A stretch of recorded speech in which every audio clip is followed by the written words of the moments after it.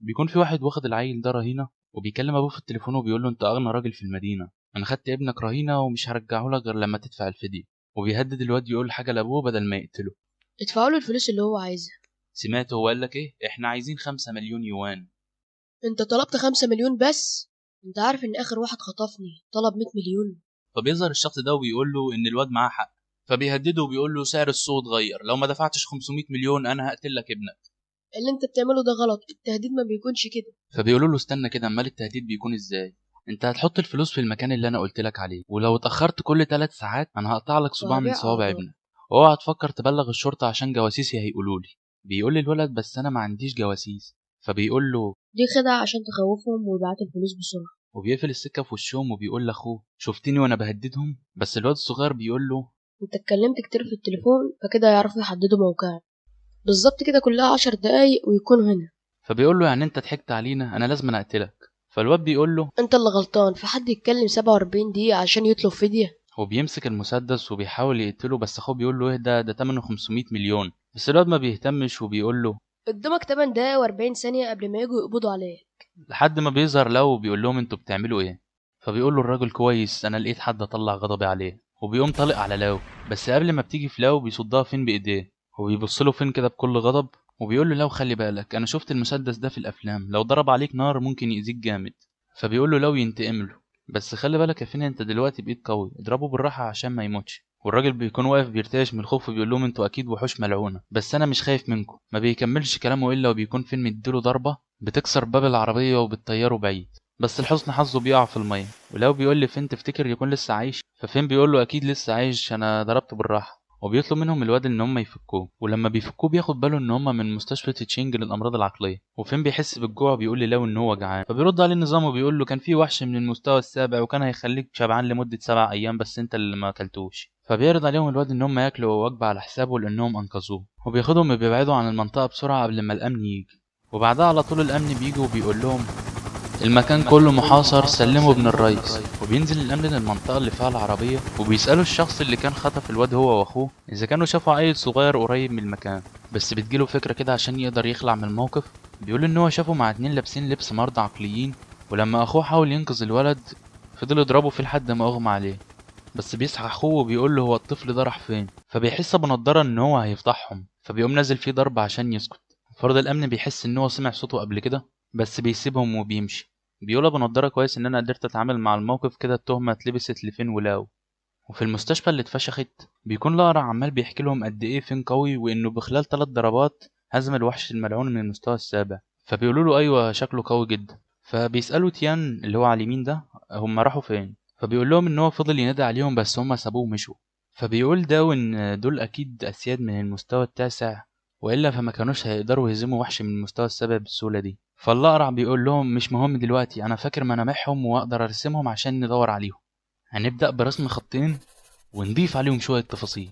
وبيقول لهم ايه رأيكم في الرسمة، انا كنت فنان تشكيلي قبل ما اكون مقاتل. وبتقولي البنت اللي عالجت فين ان هي شافتهم قبل كده لما كانت بتعالجهم. كلهم بيقولوا ان الرسمة حقيقية جدا، اكيد الذكاء الاصطناعي في القاعدة الرئيسية هيقدر يتعرف عليهم ونحدد موقعهم. فبيقول لهم هو فانج انتوا اكيد بتهزروا، انا شايف بس شوية شخبطة، انتوا شايفين اللي انا شايفه؟ في الحي الراقي لمدينة ميني هاي، وتحديدا في مطعم يو، بيكون فين ولو قاعدين بياكلوا على ترابيزة فاخرة. الاتنين دول بيقولوا ان فين ولو لابسين لبس مرضى عقليين وجايين مع عيل صغير، هل هيقدروا يدفعوا تكاليف مطعم 5 نجوم؟ وبتقول لها بص يا اختي، لو ما دفعوش الفاتورة احنا نتصل بالشرطة عشان نضمن نفسنا. وبيقول لهم الواد انتوا شبعتوا ولا نطلب كمان؟ لو بيكون شبع، بس في الناحية التانية فين بيكون لسه بياكل وبيقول ان هو لسه جعان. وبيقول النظام لفين انك بعد ما قوتك زادت التأثير الجانبي لكده ان الطعام العادي مش هيشبعك ابدا، تستاهل، كان المفروض تاكل الدبانة زي ما قلت لك. وبيعرفوه بنفسهم، فبيقول لهم ان اسمه شياو. وبيطلب اكل تاني عشان فين لسه مشبعش، وبيرجع يطلب اكل تاني عشان فين لسه مشبعش، وبيرجع يطلب اكل تاني برضه عشان فين لسه مشبعش. بتقول البنت دي هو في حد يقدر ياكل 7 ترابيزات اكل لوحده؟ وبيصحوا شياو، فبيسأل فين اذا كان شبع. ففين بيقول له لا، المجنون اللي في دماغي بيقول ان انا عمري ما هشبع ابدا، هو يقصد النظام. بيقول لو لفين ان شياو دعانا عشان ناكل، وطالما انت ما شبعتش يبقى كأنك ما اكلتش، فده معناه ان هو ما دعاناش. فبيقول له فين ما بحبش اشيل جميله لحد. جميلة إيه؟ انت واكل 7 ترابيزات. وبيقول لهم شياو يلا نمشي. في الوقت ده بتكون البنت بتتصل على الشرطه عشان ما دفعوش الفاتوره، بس بيجي لها رساله ان هي استلمت 23500 يوان، وبيقول لها خلي الباقي عشانك. فبتقول له انت حتى ما شفتش الفاتوره كام، وبتبدا تقول كلام مش مفهوم. ولما بيخرجوا من المطعم بيقول لاو لشياو انهم عايزين يروحوا السايبر ده عشان يلعبوا فيه. بيقول لهم تمام اللي انتوا عايزينه، وبيدخلوا السايبر وبيكون لاو بيتحدى شياو. This is our destiny. My secret art gets got.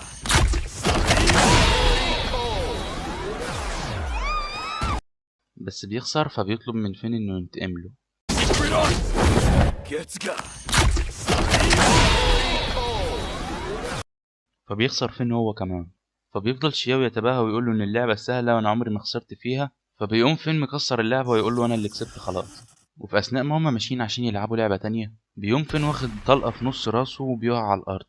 وبتقتحم المكان الحراسه بتاعت شياو، وبيوجهوا اسلحتهم ناحيه لاو، وبيقولوا له اقف مكانك والا هنضرب عليك نار. بيحاول شياو ان هو يمنعهم بس الحراسه بتكون مكتفاه، فالحراس بيضربوا نار على لاو، بس قبل ما بتيجي فيه بيشدوا فين، وبيمسك المسدس بتاع الحارس وبيتنيه وهو في منتهى الغضب، وبيبقى على وشك يقتل الحارس لانه حاول يأذي لاو. وبيجي شيو يقول لي فين ان هما كانوا بيحسبوكوا الناس اللي خاطفيني. بيترجى فين وبيعتذر له عشان ما يقتلش الحارس، بس فين ما بيكونش مهتم لانه كان هيأذي لاو. وقبل ما فين يقتل الحارس بيتدخل لاو وبيقول له احنا هنسامحهم المره دي عشان خاطر شياو صاحبنا. فبيوافق فين عشان لاو طلب منه كده، بس فجأة فين بيقوم فاقد وعيه. فالنظام بيقول لفين ان هو دخل في سبات عميق بسبب الجوع المطلق. بيقول شياو للاو هو فين كويس، فبيقول له ان فين بس نايم، احنا بس محتاجين نوديه المستشفى عشان النوم على الارض ممكن يخليه مريض. في المركز الرئيسي لمكافحة الوحوش بيكونوا بيبحثوا بالأقمار الصناعية وبينشروا الرسم على قنوات التلفزيون عشان يلاقوا فين ولاو. بيقول وونغ في نفسه انتوا بتهزروا، انتوا لو فضلتوا تدوروا طول حياتكم على حد بالرسمة ديت مش هتلاقوا حاجة. هو انا الوحيد العاقل ولا كلهم متخلفين ولا انا اللي متخلف؟ بس بتيجي رئيسة القسم وبتقول لهم مين اللي نشر الصورة دي وازاي تنشروها على الأقمار الصناعية وفي قنوات التلفزيون من غير ما تستشيروني. انتوا عارفين مواطنين مدينة ميني هاي بيقولوا ايه علينا؟ فبيقول لها هما بيقولوا ايه، عجبتهم رسمتي صح؟ فبتقول له الناس بتسأل مين المجنون اللي رسم الرسمة دي. وفي حين ما بيكون زعلان بيقول وونج ورا كويس ان انا ما عملتش حاجة معاهم. بتقول لهم انتوا الأربعة من المستوى الثامن ازاي تنشروا رسمة زي دي بالأقمار الصناعية من غير تفكير؟ وثواني بقى عشان اشرح المستويات في المنهو دي عشان هنحتاجها في المستقبل. المستويات الحالية بالنسبة للبشر هي من المستوى 1 للمستوى 9. فوق المستوى 9 بيكون مقاتل وطني. بالنسبة للوحوش بيكون من المستوى 1 للمستوى 9. فوق المستوى 9 بيكون ملك شياطين أو ملك وحوش. المهم بتقول لهم رئيسة القسم عقاب ليكم هتتسحب منكم أجازتكم وهتروحوا تشرفوا على المبتدئين في مستشفى الأمراض العقلية. بيتأسف لهم الأقرع إن أجازتهم ضاعت بسبب الرسمة بتاعته. أنا عارف إنكم كنتم بتجبروا بخاطري وإن الرسمة وحشة. وبيقول وونج في نفسه هما ما كانوش عايزين يزعلوه، فعلا الفريق بتاعنا طيب جدا، بس هما بيتلموا عليه وبيقولوا له لا رسمتك كانت حلوة جدا، احنا لولا شفناك بترسمها كنا حسبناك واخدها بالكاميرا. أي حد هيشوف رسمتك هيقول إنك أنت واخدها بالكاميرا وهيعرفهم على طول. فبيقول وونج في نفسه أنا مش عارف أنتوا بتفكروا إزاي، اتمنى تكونوا بتهزروا. وبيجي كادو بيقول لهم ان هو لسه راجع من اخر مهمه ليه، سمعت انكم نشرتوا صوره من غير ما تستأذنونا، ازاي تعملوا كده؟ بيقولوا هونج حتى القائد متضايق من اللي هم عملوه، كويس ان انا ما ساعدتهمش. وبيبص للرسمه وبيقول الاتنين دول تاني. فبينصدم هونج وبيقول القائد عرفهم ازاي، ده شويه شخبطه، يبقى المشكله فيا انا بقى. نرجع لمستشفى الامراض العقليه وبيكون المدير هاورين بيكلم الدكتور برولي وبيسأله لو كان كويس عشان سمع ان في وحش من المستوى السابع كان في المستشفى. بيقول له هو كويس بس في ناس كتير ماتت وبيتمنى لهم المغفرة والرحمة. بيقول له المدير هاورن ما تزعلش ربنا يرحمهم، خلي بس بالك من نفسك وقوم بالسلامة عشان تقدر تعالج الناس. فبيقول له الدكتور برولي فاكر الممرضين بتوعك؟ يقصد فين ولاو. الممرضين مش لاقيين لهم اي اثر، طبعا انت عارف ان الوحش كان ضخم جدا وكان يصعب ان الناس تهرب منه. بيقول له المدير انا فهمت انت تقصد ايه. فبيقول له الدكتور ما تزعلش عليهم، هم زمانهم دلوقتي في مكان احسن. وفي لحظة صمت كده بيزعلوا عليهم، بس لما بيفتكروا ان هم مش هيشوفوهم تاني بيبتسموا. بيدخل الممرض وبينادي على المدير هاورن، فبيسأله المدير عايز ايه، فبيقول له في طفل رجع ومعاه فين ولاو. بيسأله المدير هم عايشين ولا ميتين، فبيقول له لا عايشين. المدير بيقول للأسف أنا فرحت بدري. فبيرجع المدير يتصل بالدكتور برولي، فبيسأله أنت اتصلت تاني ليه يا هاورن؟ فبيقول له برولي فاكر اليوم اللي أنا طلبت منك تعمل لي بطاقة عضوية وأنت كنت بتحاول تقتلني؟ اوعى تكون زعلان مني. بيقول له انا مش زعلان منك، احنا عندنا بطاقه عضويه بجد بس انا كنت متعصب شويه. فبيقول له المدير كويس، انا عايز اعمل بطاقه عضويه لمده سنه. فبيقول له الدكتور من غير الاتنين دول انت مش هتستفاد اي حاجه من البطاقه دي، بالعكس انت هتخسر. بيقول له المدير هورن مش مهم، انا عايز ازورك من وقت للتاني. انت بجد عايز تعمل بطاقه عضويه عشان تيجي تزورني من وقت للتاني؟ فبتروح نية الدكتور لبعيد وبيقول له بص يا هورن، انا راجل محترم ماليش في الكلام ده، انا حتى هتجوز قريب، انا هعمل لك بطاقه العضويه بس ابعد عني. الغلبان ما يعرفش ان فين ولاو لسه عايشين. بعد ما بيخلص المكالمة بيكلم شياو وبيشكره انه رجع فين ولاو، وبيقول له ان هو بيعتبرهم زي ولاده. وبيقول له شياو ان هو قبل ما يجي هنا عمل فحص طبي لفين ولاو وبيديه الفحص الطبي. بيقول له المدير ان كل حاجة طبيعية وان صحتهم حلوة، بس في حاجة غريبة في الفحص بتاع لاو، ان عدد الخلايا والعظم بتاعه مختلفين عن البشر العاديين. فبيقول له شياو انه بعد ما خدهم من المستشفى بتاعة عيلته، الدكاترة المختصين اللي شغالين عندهم قدروا يخمنوا ان لاو عمره يتجاوز ال100 سنة. بيقول له المدير احنا ما عندناش اي معلومات في قاعدة البيانات بتاعة المستشفى عن لاو، بسبب ان هو هنا من زمان، كان موجود هنا من قبل ما اتعين في المستشفى. بيقول ان يمكن حالته النفسية مخليها يحافظ على شبابه، على عكسي انا لما بقول للناس ان عندي 50 سنة ما بيصدقونيش بسبب الشعر الابيض والتجاعيد، وبيمشوا وبيقول هما مش مصدقيني ليه، امشي بعد كده بشهادة ميلادي عشان يصدقوني. في غابة مدينة ميني هاي بيكون الغراب وصل لكهف الوحوش، وبيقول ان الوحش اللي من المستوى السابع مات ب3 ضربات بس. ومش كده بس، ده لما مات الطفيل الأساسي ماتت كل الطفيلات الفرعية، يقصد الطفيل اللي كان متحكم في جسم العم مونج. وبيبدأ التمساح الملعون اللي من المستوى التاسع يتريق عليه ويقول شوية فشل ما نقدرش نعتمد عليهم. فبتقول له ثعلبة الجليد ما تقلقش، ده أقوى فرقة عندهم من المستوى الثامن، فرقة كينج، 3 مقاتلين ومعالجة. بس بيقول لها الغراب إن في فرقة تانية أقوى منهم وكلهم من المستوى التاسع والقائد بتاعهم من المستوى الوطني. فبتقول له إن المستوى الثامن مش مشكلة، وحش عندنا من المستوى السابع يقدر يضايق مقاتل من المستوى الثامن، بس المشكلة في المستوى التاسع والمستوى الوطني قوتهم غامضة لحد الآن. في وحش في الظلام بيقول لهم لازم نستدرجهم هنا عشان نشوف قوتهم. بتقول ثعلبة الجليد زي ما سمعتم نفذوا أوامر الملك، وبتظهر وحوش المستوى الثامن، وبيقول الغوريلا إن هو مستعد للقتال. بس بيقول الغراب إن شم ريحة الوحوش المفقودة من الإنسان اللي هزم الوحش الملعون، يقصد الكلب والتعبان والاخطبوط اللي فين ولو كلوهم. فبتقول له إزاي شميت ريحة الوحوش من البشر؟ هل ده معناه إن هم كلوهم؟ بتقول لا ده مستحيل، إحنا اللي بناكل البشر مش البشر اللي بياكلونا. وبتقول له الغراب إنه ياخد وحشين من المستوى الخامس والرابع عشان تتفقد البشر اللي بيصدر منهم ريحة الوحوش. في الوقت ده بيكون لو قاعد جنب فين وزعلان ان هو لسه مصحاش، فبيدخل عليه المدير وبيقول له ازيك يا لو، عامل ايه، وحشتوني، انت وفين، انتوا كويسين؟ بيقول له انا كويس بس هما بيعملوا ايه؟ بيقول له سيبك منهم، بس انا عايز اطلب منك طلب يا لاو، ممكن تفضل هنا وتخلي بالك من فين؟ انا ماشي انا بقى تمام، خلي بالك من فين. لو بيكون مستغرب وبيقول هو في ايه. المدير هورن وهو ماشي بيقول ربنا يعدي بكره على خير. بالليل بيسأل القائد المدير هورن لو كان جاهز كل حاجة عشان المبتدئين يتدربوا هنا بكرة. بيقول المدير هورن انا جهزت كل حاجة بس الموضوع خطير، انا بفكر ارفض. القائد بيطلع شيك وبيديه لهورن، فبيقول له انا فكرت تاني وشايف ان الموضوع مش هيكون خطير قوي بما اني هكون معاكم. وبيقول له ايه رأيك بقى في انك انت تاخد الاتنين اللي قدروا يتخلصوا من وحش من المستوى السابع، خد فين وهديك عليه لو هدية. فبيقول القائد انا عمري ما سمعت ان كان في مقاتل من المرضى النفسيين، اديني فترة افكر. بيقول المدير تمام بس تسمع مني، خدهم بسرعة، دي فرصة انت ممكن تضيعها. وفي النهار امام مستشفى الامراض العقلية بيسلم المدير على فرقة كينج، وبيقول للمبتدئين القائد قال لي انتوا هتتدربوا على ايه، وبيقول لهم الاختبار كالاتي، كل واحد فيكم هياخد مريض نفسي وتخلوا بالكم منه، لا هو يأذيكم ولا انتوا تأذوه، لمدة شهر، ولو فشلتم في المهمة دي هتعيدوها من اول وجديد. الطلاب ما بيصدقوش هما سمعوا ايه وبيبدأوا يحتفلوا بسهولة المهمة. والمدير بيقول انا متشائم، بيقول النظام للفيل ان هو استرجع جزء من طاقته عشان يسيطر على جوعه ويقدر يستيقظ. وبيسأل له هو نام قد ايه، فبيقول له انت نمت 3 ايام، وبيقول له خد اشرب انت بتحب السبرايت. وبالمناسبة المدير كان قلقان عليك، تعال نروح نسلم عليه اكيد هيفرح لما يشوفك. بيكسروا الباب وبيخرجوا. في الوقت ده بيكون المدير بيقول للمبتدئين كل واحد يجي بالدور عشان ياخد المريض النفسي بتاعه، وبيعرف الشاب ده بالعجوز ده، وبيقول للعجوز ان ده لينغ ابوك هيخلي باله منك لمدة شهر. الواد ما بيصدقش، بيقول انا هكون اب الراجل عجوز قد جدي. العجوز ما بيصدق وبيبدأ يقول له يا بابا، بياخده بالحضن وبيفضل يقول له انت كنت فين يا ابويا. وبيروح المدير يعرف ابو نضاره بالواد ده وبيقول له ده هيشتري منك ساعات لمدة شهر. ابو نضاره ما بيصدق وبيقول زبون مدى الحياة، وبيقول له تعالى عندي كل يوم هديك ساعات من جميع انحاء العالم، وبما انك زبون مدى الحياه انا هديك خصم. وبيعرف البنت دي على البروفيسور كينج كونج، وبيقول لها انت قرأت كتاب فن اللامبالاه؟ طب بتتفرجي على فيديوهات الدحيح؟ مفيش امل فيكي، انا مش هقدر اعلمك. بس بيقول لها المدير ما تقلقيش، خدي كتاب الملاحظات ده وهتقدري تتعاملي معاه. وبيقول له فين؟ بص في طابور، تعال نروح نقف فيه. بيقول له لما تلاقي طابور طويل اعرف ان هم بيبيعوا. وبيفعل الدرع بتاعه وبيقول لي فين يضربه. بيقول فين لي لو هو طلب مني ان انا اضربه. فبيقول له اه شكله عبيط. وبيقرب فين منه فبيقول له استخدم كل قوتك. ما بيكملش كلامه الا وبيكون فين مديله ضربه بتكسر الدرع وبتكسر القفص الصدري.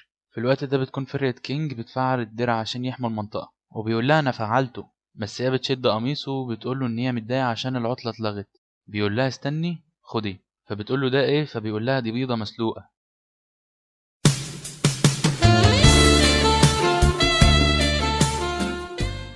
بيقوم مقشر لها البيضه وبيديها لها. بتقول له ما احناش محتاجين نقلق عن المكان، انت كده كده حاطط الدرع صح؟ فبيقول لها ايوه اكيد، ايه اللي ممكن يحصل؟ بس فجاه بيلاقوا واحد طاير وبيخبط في الدرع وبيقوم واقع قدامهم. بس بالغلط بتقوم بلع البيضه مره واحده فما بتبقاش قادرة تتنفس. فبياخد باله ان هي بتتخنق وبيقوم ماسكها كده وبيقعد يقول لها نزلي البيضة، نزليها نزليها. وبتقوم منزله البيضة. بس بيشوفهم بقية اعضاء الفريق وبيجي يقولوا له انت يا ابني لسه خاطب البنت، امال لما تتجوزوا هتعمل فيها ايه؟ وبيفهموهم اللي حصل. بس بيفتكروا ان في واحد بيموت وراهم فبيروحوا يساعدوه. وبيسألوه ايه اللي حصل فبيقول لهم ان في مريض مقاتل ضربه. بيفكروا شويه كده مع نفسهم وبيقولوا مريض قدر يكسر درع من المستوى الثالث، ده اكيد قوي جدا. في الوقت ده بيكون كل الطلاب مصدومين من اللي حصل. بيقول المدير انت ضربته بعيد او كده ليه؟ وبيروح المدير يقول له انت ضربته ليه؟ اللي عملته ده غلط، انت عمرك ضربت لاو؟ فبيقول له فين بس هو اللي طلب مني. لاو بيقول للمدير ما تزعقش، الفين هو اللي طلب منه يضربه. على الاقل لو عاوز تضرب حد تضربه بالراحه يعني عشان اقدر ادفع التكاليف. بيقول فين للمدير انا استخدمت جزء بسيط من قوتي. بياخد المدير فين وبيبعده عن الطلاب الجداد. واثناء ما بيواسي لاو فين بيلاحظ وونج ان دول الاتنين اللي هزم الوحش الملعون من المستوى السابع. وبيقول انا دايما مختلف عن بقيه اعضاء فرقتي، هل هيعرفوهم؟ واول ما بيشوفوهم بيعرفوهم على طول. فبيطير وونج من الفرحه وبيقول ان هو مش مختلف عنهم. بيقولوا لهم انتوا السبب في انقاذ المدينه باقل خسائر ممكنه. فبيقول الشخص اللي اتضرب ده ثواني هم دول اللي انقذوا المدينه؟ بس بيسالوا نفسهم هم ليه لابسين زي المرضى؟ اكيد انتوا بتخفوا هويتكم عشان تتدربوا هنا براحتكم صح؟ بيقول لهم وونج او يمكن هم فعلا مرضى نفسيين.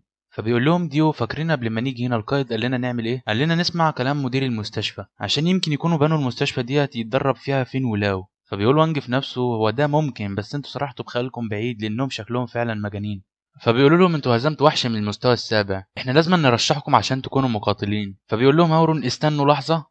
وبيفكر مع نفسه شويه وبيقول لهم ايوه دول مقاتلين متنكرين على انهم مجانين. وبيقول في نفسه ايوه كده دلعني اخيرا هتخلص منهم. فبيصدقوا الفرقه وبيقولوا انهم لازم يتوسطوا لهم. وبيقول فين ولو احنا محناش عايزين نسيب المكان، الوحيد اللي بيخاف علينا لما بنبعد هو المدير، احنا محناش عايزين نسيبه. بس المدير بيزعل وبيقول في نفسه يا ابني انا بصراحه بزعل لما بتكونوا موجودين. بيواسيهم وبيقول لهم انا عارف انكم عايزين تكونوا اقوى وانا مش عايز اقف في طريقكم، لكن في الفرقه الخاصه انتوا هتقدروا تكونوا اقوى وتحققوا حلمكم. انا مش عايز امنعكم من انكم تعملوا اللي انتوا عايزينه. وبياخدهم بالحضن وبيقول لهم هتوحشوني يا اولاد.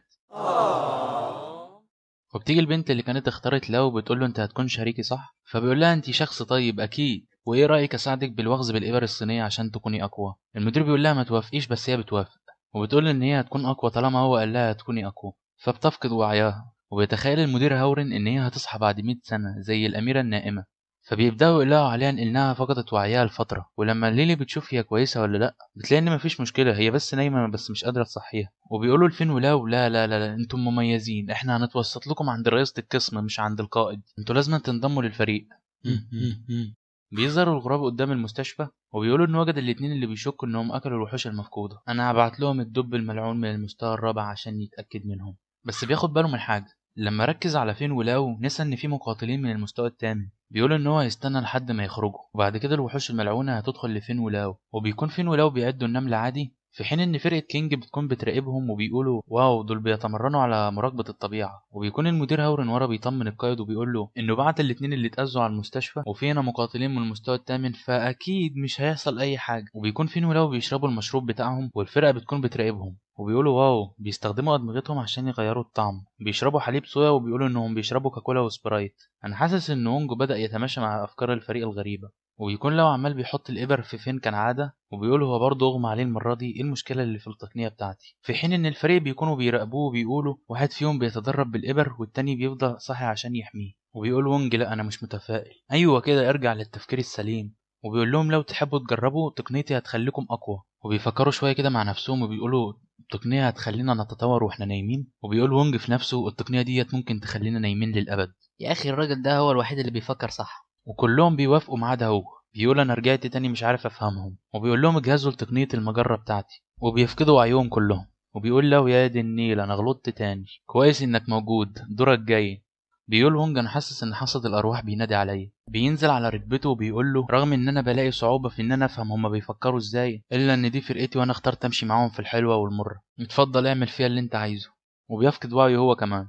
فالغراب بياخد باله ان طاقة فريق كينج اختفت، فبيقول للدب والنمر ان دي فرصتهم عشان يقتحموا المكان. بيكون في 3 مرضى قاعدين في حالهم كده، فبيدخل عليهم الدب والنمر. بيقولوا ان الدب شكله لطيف، وبيقولوا كمان انه معاه نمرة جميلة. فبيصرخ فيهم النمر وبيقول لهم انا ذكر يا اغبياء. ولو بياخد باله من الغراب وبيقول له انت شكلك وحش قوي، فبيتعصب وبيقول له انت اللي شكلك وحش قوي، وبينادي على النمر والدب عشان يتخلصوا منه الاول. وبيهجموا على لاو. فبيقول النظام لفين ان هو اعطاه 20% من قوته عشان يصحى ويلاقي اكل يسد جوعه المطلق. وقبل ما النمر يلمس لاو بيكون فين مديله ضربه بتطيره بعيد وبيغمى عليه. وبيروح فين يتعارك مع الدب وبيسال لاو الدب ده ظريف ولا لا. والدب بيقول ايه ده، بيقولوا عليا ظريف. وبيقول له لاو شكله دب مفترس ومش ظريف. فبيبدا الدب يعيط. فبيقول لفين لاو اتاكد كده مره تانية، بص في وشه، بص في كفه. فبيقول له لاو ايوه كفه شكلها ظريف. فبيفرح الدب ان اخيرا في حد قدره. فبيرجع فلاش باك لما كان بيسأل زعيم الوحوش انه يروح لعالم البشر، فقال له لا انت مش هينفع تروح عشان انت الظريف. وفضلوا كل الوحوش يتريقوا عليه، بس الاتنين دول بيقولوا عليا ايه ده انت خدت كفوفي امتى. فبيظهر المريض ده وبيقول لهم كفوف الدب وجبه راقيه جدا ما يطبخهاش غير شيف عظيم، هروح اطبخها ولما اخلص هنادلكم. فبيغضب الدب وبيقول لهم انتوا ضحكتوا عليا، انا هاكلكم النهارده. ما بيكملش كلامه وبيكون فين مديله بوكس بيطيره بعيد. فبيعيط الدب وبيقول لهم انتوا ضحكتوا عليا ليه. فبيقول له الغراب ما تخافش انا هرجعك انت والنمر للكهف الوحوش. بس لو بيقول لي فين روح هات النمر ده ظريف. الغراب بيقول تقريبا كده النمر مش هيرجع معانا. وقبل ما يختفوا بيقول لهم النمر خدوني معاكم وانا لسه عايش بس مش قادر اتحرك. وبيرجع تاني الشخص ده بيقول لهم ما يطبخش النمر غير شيف عالمي، سيبوهولي وانا هطبخه لكم كويس وهعمل لكم منه احلى عصايه كهكهه النمر. بيسأل فين لاو يعني ايه عصايه كهكهه النمر. فبيقول له لاو يا اما ديلو يا اما حاجه تانية. فبيقولوا البعض مش مهم، كده كده النمر ظريف صح.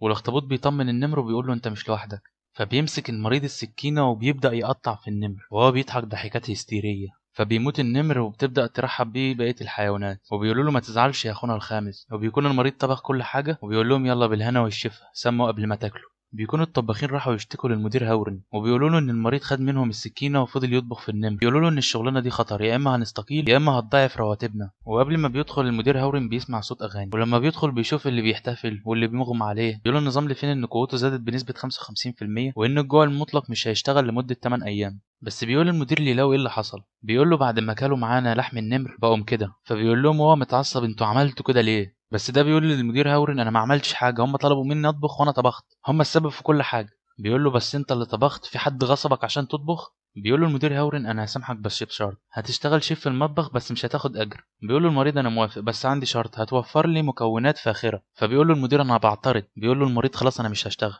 اقول لك على حاجه انسى الموضوع، انا هضاعف اجر الشيفات وخلاص بدل ما اتعامل مع مريض زيك. وبيروح المدير وبيقول لي فين ولو شوفوا ايه اللي حصل للناس بعد ما كلوا معاكم، بعد كده ما تخلوش حد ياكل من الاكل اللي انتوا اصطدتوه. وفي الغروب بتكون صحة الفرقه اخيرا. بيقول لهم ديو انا حاسس ان انا بقيت اقوى. فبتقول له ليلي انا بشرتي بقيت انعم. ولين بيقول له انا حاسس ان انا بقيت اقوى انا كمان. بس بيقول لهم مونج انتوا مش واخدين بالكم انكم بقيتوا في المستوى التاسع. فبينصدموا كلهم وبيقولوا له حتى انت كمان بقيت في المستوى التاسع. وبيقعدوا كده شويه مع نفسهم عشان يستوعبوا ايه اللي حصل. وبيجرب لين الدرع بتاعه فبيلاقي بقى اقوى ومجاله بقى اكبر. وبيقول انا مش مصدق ان انا بقيت في المستوى التاسع بالسهوله دي. بس بيقطع كلامهم الطائر الالكتروني وبيقول لهم يرجعوا للمقر الرئيسي حالا. بيقولوا لبعض احنا هنشوفهم عايزين ايه ونرجع تاني عشان نذكر لاو فين عشان تساعدونا نترقى للمستوى التاسع. وبتقول لهم الرئيسه ان الاقمار الصناعيه لقطت طاقه وحش ملعون من المستوى الثامن في الغابه الغربيه لمدينه ميني هاي. بتقول لهم انا استدعيتكم عشان ما ينفعش نبعت مقاتلين من المستوى المنخفض فممكن يتأذوا. بس بيقول لها لين ما تقلقيش علينا، احنا بقينا مقاتلين من المستوى التاسع بفضل مساعدة المقاتلين اللي كانوا في المستشفى. بتقول لهم ازاي بقيتوا في المستوى التاسع بالسهولة دي. بيقولوا لها ان في سيدين ساعدونا من المستشفى. بتقول هي مش قادرة تحس بمستوياتهم فبتسأل القائد فبيقول لها ايوه بقوا من المستوى التاسع. فبتقول لهم كويس كده بقت المهمة اسهل. بيقول لها لين ايوه ما تقلقيش علينا احنا هنروح ونرجع بسرعة. بيفكر القائد مع نفسه وبيقول أسياد مين ده، هما لسه راجعين من مستشفى الأمراض العقلية، لا يكونوا يقصدوا أيوة يقصدون إحنا الأسياد. وبتوصل فرقة كينج للمكان اللي كان فيه الإشارة. بيقول لهم وونج إن في جدار ناعم جدا هنا، بيقول لهم ده كأنها مية بتلامس وشي. بس وونج بياخد باله من حاجة، بيقول لهم ده جدار ما يقدرش يعمله غير وحش من المستوى التاسع، احنا لازم نهرب. وبيبدأ الجهاز يلتقط موقع وحوش من كل مكان. بيقول لهم وونج مفيش وقت للتفكير، يلا نهرب. بس هما بيجروا فجأة بتصيب الجهاز طلقة جليدية، وبتظهر الثعلبة الجليدية وحش من المستوى التاسع. بيقول لهم هيودي ده وحش جليد من المستوى التاسع، واللي عمل ستار المية وحش من فئة الماء، ده معناه ان في وحوش كتير من المستوى التاسع في المكان. بتقول لهم ما يفكروش انهم يحاولوا يهربوا، وبتهجم عليهم بالرصاص الجليدي. بس بيفعل وونج درع الحماية الذهبي، ما بيأثرش الرصاص في الدرع لحد ما بيجي نقار الخشب بالمنقار الحديدي وحش من المستوى الخامس، وبيبقى على وشك انه يكسر الدرع. بس بيهجم عليه لين وبيقضي عليه، لكن فجأة بيظهر سرب من نقارين الخشب وكلهم بيهجموا على الدرع مع الرصاص الجليدي. بيكون وونج بيحاول يستحمل، بس الدرع بيكون على وشك يتكسر. بونج ما بيقدرش يتحمل الضغط وبيفقد تركيزه فبيتفكك الدرع. بس قبل ما نقار الخشب والضربات الجليدية توصل لوونج بيستخدم يودي تقنية سيفه وبيقضي على نقار الخشب، وكان هيقضي على الثعلبة الجليدية بس بتتراجع في آخر لحظة. وبيقوم لين مفعل درع البرق بتاعه، بس بتظهر من وراه الثعلبة الجليدية وبتهجم عليه بطلقات الجليد، فبتقف ليلي في طريق الطلقات بتسبب لها إصابة شديدة، بس هي بتقول لهم ما يقلقوش عليها. وبتستخدم تقنيتها وبتديهم الحبوب الدموية. الحبوب الدموية ديت هتعالجهم بنسبة 70%، بس هتقلل في مقدار حياتها. فبيستخدم يودي تقنية انتقال الرياح اللي هتنقلهم أبعد من هنا بشوية، ويقول لهم يودي يدخلوا بسرعة داخل نطاق الانتقال. بتقوم ليلي مطلعه الحبوب السماوية للعلاج، فبيقول لها وونج انت بتعملي ايه، انت كده بتدينا حياتك كلها. بيقول لهم يودي طب ادخلوا بسرعة التشكيلة بتاعتي. فبيقول له لين مش هقدر ادخل معاكم، لو دخلت معاكم تشكيلتك فالدرع بتاعي هيتلغى وهتهجم علينا الوحوش قبل ما ننتقل. ده غير ان ليلي مش قادره تتحرك، احنا لو جينا معاكم هنعطلكم، حاولوا تهربوا انتوا عشان تبلغوا المقر. وبيقول لهم وونج استنوا، بس تشكيله الانتقال بتتفعل وبتبدا كل الوحوش اللي من المستوى السابع والثامن يهجموا على لين وليلي. وبيقول لين لليلي انا اعترفت لك قبل كده ان انا بحبك، فبتقول له انت اعترفت لي دلوقتي. في وسط كلامهم بيهجم عليهم الحريش العملاق. درع البرق ما بيقدرش يستحمل ضغط الوحش فبيبدا يتكسر. بيقول لين لليلي ان الوحش على وشك ان هو يكسر الدرع، خايفه نموت سوا. فبتقول له انا طول ما انا معاك انا مش خايفه من اي حاجه. بيقول لها وانا كمان طول ما انا معاكي مش خايف من اي حاجه. وبيتكسر الدرع وبتبدا الوحوش تهجم عليهم، بس لين وليلي بيفعلوا تقنيه الانتحار وبيفجروا المنطقه كلها بالوحوش اللي فيها. ويكون الانتقال الهوائي نقل يو ووونج لمنطقة على بعد 10 كيلومتر. فبيقول يو مفيش وقت للتفكير، لازم نبلغ المقر. بس فجأة حد بيهجم من ورا على يونج، فبيشغل وونج درع بوزة الذهبي، بس الدرع بيكسر وبيطيرهم هما الاتنين بعيد. وبيظهر قدامهم الوحش بيقول لهم بالسهولة دي وحش ملعون من مستوى ملك الوحوش. وبيبص ليو وبيهجم عليه برجله، بس بيجي وونج يمسكه وبيقول لي يو يهرب بسرعة عشان يقول للمقر. فبيقول له ان الوحش ده اعلى من المستوى التاسع، فما احناش هنعرف نهرب منه. كويس ان انا وصلت للمستوى التاسع والا ما كنتش هعرف اعمل التقنية دي. فبيقول له وونج انت بتعمل ايه، انت كده هتموت فورا. فبيهجم على ملك الوحوش بكل قوته، بس ملك الوحوش ما بيحسش حتى بالضرب وبيدي وونج ركلة بتخليه يطير لحد يو. في الوقت ده بيكون يو بيحاول يفعل التقنية بتاعته. بنرجع لفلاش باك لما كان عند قبر ابنه ومراته. فبيقول له حفيده وجدي انا خايف تسيبني زي ابويا وامي، انا خايف تروح مهمه من مهماتك وما ترجعش تاني، انا مش هقدر اعطلك عن شغلك بس انا عايزك توعدني انك انت هترجع تاني. بيقول له بص يا حفيدي، دي تقنيه انا كنت شغال عليها، لو حصل لي اي حاجه التقنيه دي هتجيلك وهتقولك ايه اللي حصل لي. بنرجع تاني وبيكون يو على وشك انه ينتهي من التقنيه بتاعته، بس بيهجم عليه ملك الوحوش قبل ما يفعلها وبيكون خلاص هيلغي التقنيه. بس بيروح وونج يمسكه وبيقول له الطريقه الوحيده عشان تتخطاني هي انك تموتني، طول ما انا عايش مش هتقدر تتخطاني. وبيقضي على وونج، بس بتكون تقنيه يو تفعل وما بتسببش ضرر غير خدش واحد لملك الوحوش. في الجانب التاني بتكون ثابت يو عباره عن هيكل عظمي، ويكون القائد قاعد بيفكر، بس بتدخل عليه رئيسة القسم فجأة بتقوله ان في كارثه حصلت. وبينتقل القائد لموقع يو، ما بيبقاش مصدق اللي حصل، وبيبص جنبه بيلاقي وونج اللي بيكون جسمه كله اتضرر، فبيشعر ان هو هينفجر من الغضب بس بيبدأ يعيط. وبيشيل جثة وونج عشان يدفنها وبيقول ليو ما تخافش انا هنتقم لك. بس فجأة بيلاقي موجة طاقة بتطلع من الهيكل العظمي وبتتفاعل تقنية عملاقة تحته مباشرة. التقنية دي تقنية الرسالة، بيكون يو كتب فيها كل حاجة حصلت له، بيقول لهم يخلوا بالهم لأن في وحوش من المستوى التاسع ممكن يهجموا على المدينة في أي لحظة، وإن لين وليلي بينتحروا هما الاتنين، إن وونج ضحى بحياته عشان يسيب لكم الرسالة دي. وبيحذروا بيقولوا إن في ملك وحوش، والرسالة بتنتشر لأجزاء، جزء بيروح المدينة وتحديدا في المقر، والجزء التاني بيروح لمستشفى الأمراض العقلية وتحديدا لفين ولاو، والجزء التالت بيروح لبيته وتحديدا عند حفيده هو جين سين. فبيفتكر لما جده قال له ان التقنيه ديت لو جات له فمعنى كده ان هو مات. الرساله بيكون فيها كل الكلام اللي قاله القائد، للأبد، زائد حاجة كان عايز يقولها له من زمان. يمكن في المستقبل تقابل مصاعب أشد من أي حد، وبما إن ما عادش لك أي حد في العيلة، رغم كده أنا أعرف إنك صبي مثابر شجاع وقوي. ما كنتش عايز اسيبك في وقت زي ده. انت كل ما تشيل مسؤولية هتكون اقوى، وانت شايل المسؤولية من لما كنت عيل صغير. لما كنت في سنك ما كنتش لمت زيك، دايما كنت فخور بيك وهكون فخور بيك انك دخلت الاكاديمية وانت عندك 12 سنة. مش مهم الطريق اللي هتختاره في المستقبل، انا اتمنى انك تكون اخترت الطريق اللي انت عايزه وتعمل اللي انت عايزه وتكون سعيد. يا صغيري حياة البشر قصيرة، اوعى تحس بالحسرة والندم على حاجة ملهاش لازمة. وعايز اقولك على حاجة اخيرة، انا عايزك في حياتك تكون جاد، تحس بالسعادة والسرور وتعيش كويس، وتأكد دايما ان انا وابوك وامك هنحبك للأبد. بنتمنى ليك حياة سعيدة.